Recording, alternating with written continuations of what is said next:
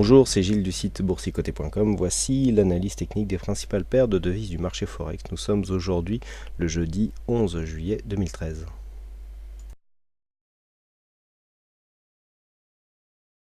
Nous commençons donc par cette analyse de l'euro-dollar, donc l'euro-dollar qui a beaucoup fait parler aujourd'hui, puisque suite au discours de Ben Bernanke hier, nous sommes remontés au-delà des 1.30, puisque nous avons touché ici un plus haut à 1,3206, alors très proche de cette zone de résistance majeure ici des 1,3212, que nous avions laissé, que je ne pensais pas que l'on puisse voir aussi rapidement.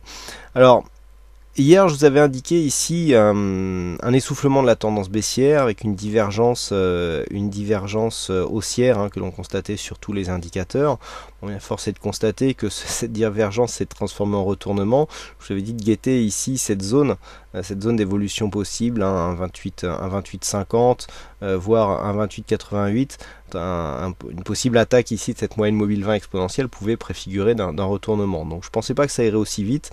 Quoi qu'il en soit, bien aidé par le discours donc de la Fed, les cours ici sont passés dans une phase de réorientation haussière, puisque nous sommes venus casser ici cette zone majeure des 1,3076 pour venir remettre ici l'euro-dollar dans un biais haussier, puisque nous avons cassé des précédents points hauts significatifs. Donc là, nous avons clairement été ici dans une phase d'exagération, que les cours ont consolidé aujourd'hui. On est sorti des bandes de Bollinger, on a fait une grosse exagération haussière ici, puis les cours sont revenus.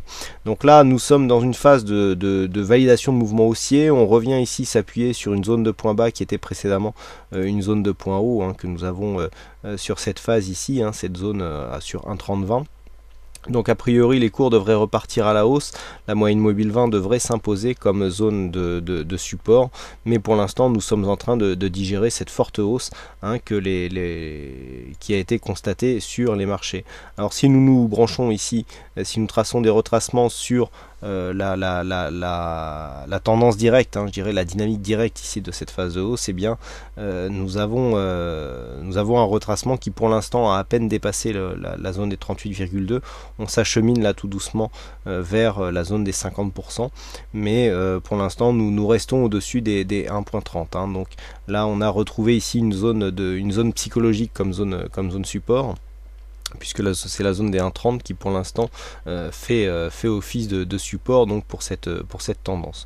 Quoi qu'il en soit, donc sur cette phase, si le mouvement ici reprenait, d'un point de vue moyen terme, c'est l'ancien point haut ici à 1,3420 qui serait visé. Bon, au vu de la dynamique ici, vous voyez qu'on on a un report d'amplitude possible par rapport à cette ligne d'eau des 1,3076 qui peut nous emmener assez loin, qui pourrait techniquement nous faire remonter au moins jusqu'à 1,3376, qui reste ici une amplitude correcte. On a eu une grosse hausse, puisque entre 1,2767 ici et 1,31, bon on est à 1,3190, 1,32 même, on a eu plus de cas de figure de décalage sur ce simple mouvement. Alors en une journée ça fait beaucoup.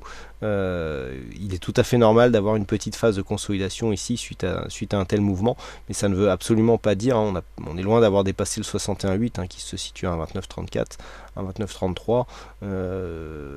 Il est tout à fait normal d'avoir ici une phase de retracement avec un retour à la hausse. Donc l'euro-dollar ici s'inscrit dans un retournement de tendance, et donc la tendance s'oriente à la hausse. Sur le câble, nous avons une phase de hausse beaucoup plus modérée. Les cours sont venus ici changer de flux, puisqu'on a attaqué ici la bande de Bollinger supérieure. On est repassé au-dessus de cette moyenne mobile 20 exponentielle. Là aussi, il y avait eu une détection de divergence haussière. Je vous avais indiqué donc un affaiblissement de cette tendance avec une possibilité de retrouver un flux haussier sur une phase de retournement avec une zone à casser ici qui se situait sur cette zone de point haut à 1,4981. Donc là, nous sommes dans une phase de retournement. On est venu casser des points hauts significatifs. On est revenu ici se consolider donc en reprenant appui sur la moyenne mobile 50 à 50 bougies. les cours là aussi sont en train de se réorienter. Ce qui est sûr, c'est que nous sommes en train de casser la dynamique baissière. Alors c'est beaucoup moins net sur le câble que sur d'autres paires de devises, mais voilà, voilà ce que l'on peut commencer à tracer. Alors il n'y a pas énormément de points significatifs, on a 1, 2, 3 ici, mais bon, ces deux zones ici sont relativement proches.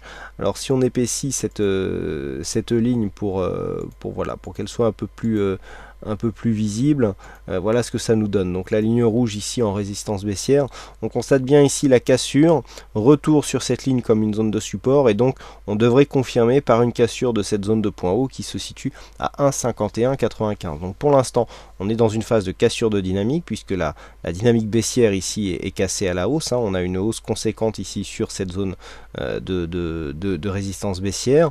On arrive ici en surachat notoire sur cette phase de cassure, donc les cours se reprennent ici, on confirme la zone de cassure de résistance comme un support, et normalement la suite logique devrait être que les cours devraient se réorienter à la hausse. Donc on confirmera la cassure sur un prochain dépassement de ce premier point haut qui se situe à 1,5195.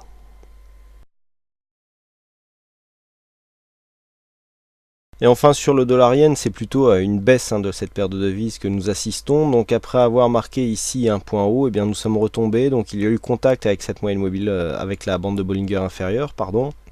On est revenu légèrement ici sur la moyenne mobile 20 exponentielle, et puis on a confirmé la réorientation sur la cassure ici de cette zone des 99,24. Donc le fait ici d'être retombé sous cette zone, et là nous sommes en train de consolider, on voit bien ici sur les indicateurs cette phase de survente avec ce retournement du MACD qui avait une forte amplitude. Les cours reviennent donc au contact des bandes de Bollinger, et donc on est en train d'assister à un retournement. Donc sur la tendance, on est dans une tendance haussière moyen-long terme, sur ce cross de devises. Et nous assistons ici, nous avions un mouvement haussier assez conséquent, avec donc une cassure de ce point bas qui nous donne un signal de consolidation. Si on trace les retracements de Fibonacci donc sur cette tendance directe, voilà ce que nous avons. Nous avons donc des cours qui cassent ici le 23,6 et qui viennent s'appuyer sur le 38,2. Donc quelque chose d'assez classique. On va supprimer voilà ce Fibo. Donc là pour l'instant c'est quelque chose d'assez classique. On a une phase de hausse ici suivie d'une phase de consolidation. On sait que le 38,2% est une phase de consolidation souvent vérifiée. Donc il est tout à fait possible ici d'avoir retournement et poursuite du mouvement qui sera confirmé par une cassure ici des 101,53, et dans ce cas là on tracerait des extensions qui nous donneraient de nouveaux objectifs à la hausse. Mais pour l'instant on a une phase de stabilisation court terme, on a un rebond technique ici qui est bien visible sur le MACD, donc on va voir comment les cours se comportent au contact de la moyenne mobile 20 exponentielle, si toutefois le contact devait se faire. Par contre si on vient ici à casser le plus bas de cette bougie qui se situe à 98,25, on confirmerait une baisse plus directe, avec donc un objectif qui se situerait dans la zone 50,61,8, à savoir entre 96,75 et 97,66. Voilà ce que nous pouvons dire sur ces principales analyses techniques du marché Forex. Il ne me reste plus qu'à vous souhaiter à toutes et à tous une bonne soirée, bonne chance dans vos prochains trades, et on se retrouve dès demain pour d'autres analyses techniques en vidéo. Bonsoir à tous.